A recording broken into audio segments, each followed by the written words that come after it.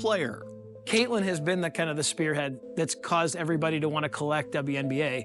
And the fact that they're going to actually have more licensed trading cards this year will just make that happen in an even better scale.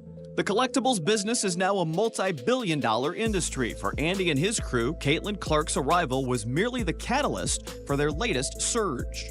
When we found out that the Fever that makes her the most collected active basketball player in the hobby, across all of basketball, not just the women's game. She's ahead of LeBron James. She's ahead of Steph and Curry. In fact, the only player with more graded cards is Michael Jordan, who has around 206,000, and he's been retired for more than 20 years. So yes, Caitlin Clark is already in legendary company. For Caitlin Clark's most iconic moments on the court are being celebrated in a brand new collection. Panini America released Caitlin Clark Chronicled. It features 100 trading cards plus a 22-page book highlighting her time so far with the Indiana Fever. This is Clark's second collection through Panini. The first highlighted her time with the Iowa Hawkeyes. Just in time for Christmas, too. Let's address the elephant in the room. Caitlin Clark played only 13 games this season. That's it. Injuries limited her almost all year. And yet, her dominance in the trading card world didn't slow down. It actually grew stronger. That tells you everything about her marketability. For most athletes, missing significant time hurts their popularity. Fans move on. Collectors lose interest. With Caitlin, the opposite happened. Her collectibles became even more valuable. On paper, you could call the season disappointing. She barely played. Indiana didn't make a championship run.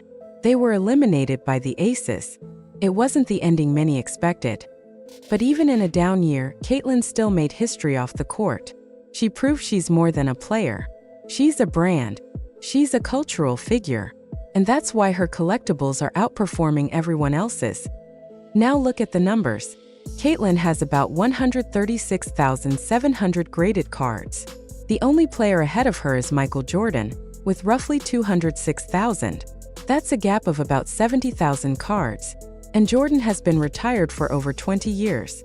He's the greatest player ever, a 6-time champion, and a global icon with decades in the collectibles market.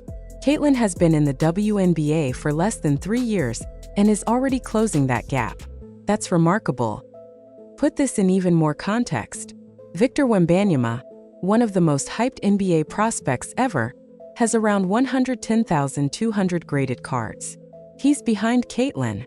LeBron James, a 4-time MVP, 4-time champion, and the NBA's all-time leading scorer, is behind her.